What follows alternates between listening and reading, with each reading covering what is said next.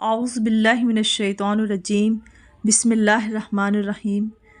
رب اشرح لی صدری ویسر لی امری واحلل عقدۃ من لسانی یفقہوا قولی۔ سورہ البقرہ کا پارہ سیقل کا 13واں رکوع کا ترجمہ اور تشریح پیش خدمت ہے۔ الطلاق مرتان فامساک بمعروف او تسریح باحسان ولا یحل لکم ان تاخذوا مما آتیتموہن شیئا الا ان یخافا الا یقیما حدود اللہ فإن خفتم الا یقیما حدود اللہ ولا جناح علیہما فیما افتدت بہ تلک حدود اللہ فلا تعتدوها ومن یتعد حدود اللہ فاولئک هم الظالمون۔ ترجمہ ہے کہ طلاق 2 بار ہونی چاہیے، اس کے بعد یا تو قاعدے کے مطابق بیوی کو روکے رکھے یا پھر خوش اسلوبی سے چھوڑ دے۔ اور اے شوہرو، تمہارے لیے حلال نہیں ہے کہ تم ان کو جو کچھ دے چکے ہو ان سے واپس لو، الا یہ کہ دونوں کو اس بات کا اندیشہ ہو کہ وہ نکاح باقی رہنے کی صورت میں اللہ کی مقرر کی ہوئی حد کو قائم نہیں رکھ سکیں گے۔ چنانچہ اگر تمہیں اس بات کا اندیشہ ہو کہ وہ دونوں اللہ کی حدود کو قائم نہ رکھ سکیں گے تو ان دونوں کے لیے اس میں کوئی گناہ نہیں ہے کہ عورت مالی معاوضہ دے کر علیحدگی حاصل کر لے۔ یہ اللہ کی مقرر کی ہوئی حدود ہیں، لہٰذا ان سے تجاوز نہ کرو، اور جو لوگ اللہ کی حدود سے تجاوز کرتے ہیں وہ بڑے ظالم لوگ ہیں۔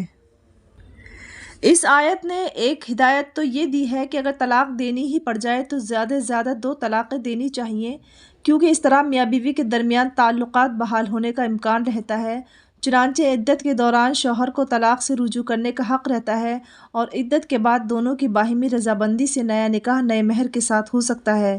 لیکن جیسا کہ اگلی آیت میں فرمایا گیا ہے کہ 3 طلاقوں کے بعد دونوں راستے بند ہو جاتے ہیں اور تعلقات کی بحالی کا پھر کوئی طریقہ باقی نہیں رہتا۔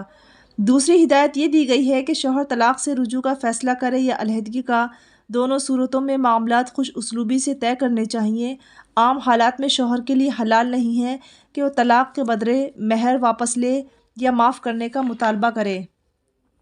ہاں، اگر طلاق کا مطالبہ عورت کی طرف سے ہو اور شوہر کی کسی زیادتی کے بغیر ہو، بغیر کسی شرعی عذر کے ہو کہ مثلاً بیوی شوہر کو پسند نہ کرتی ہو اور اس بنا پر دونوں کو یہ اندیشہ ہو کہ وہ خوشگواری کے ساتھ نکاح کے حق ادا نہ کر سکیں گے، تو اس صورت میں یہ جائز قرار دے دیا گیا ہے کہ عورت مالی معاوضے کے طور پر مہر یا اس کا کچھ حصہ واپس کر دے، یا پھر اگر اس وقت تک وصول نہ کیا ہو تو معاف کر دے۔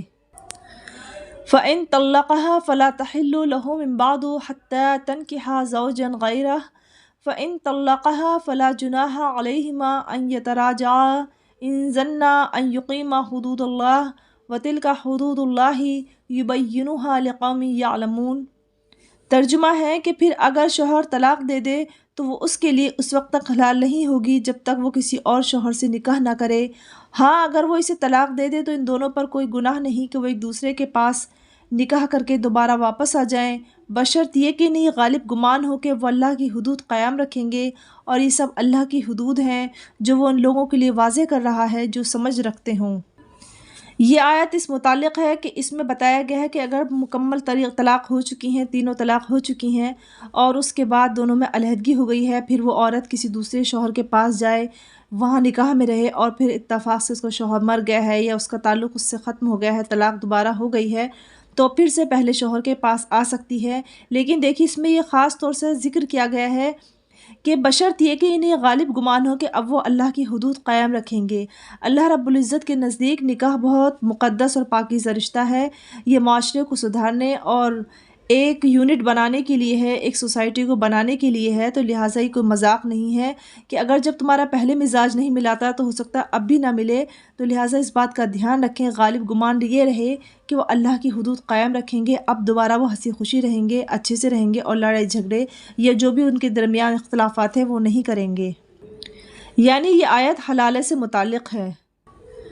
وَإِذَا طَلَّقْتُمُ النِّسَاءَ فَبَلَغْنَ أَجَلَهُنَّ فَأَمْسِكُوهُنَّ بِمَعْرُوفٍ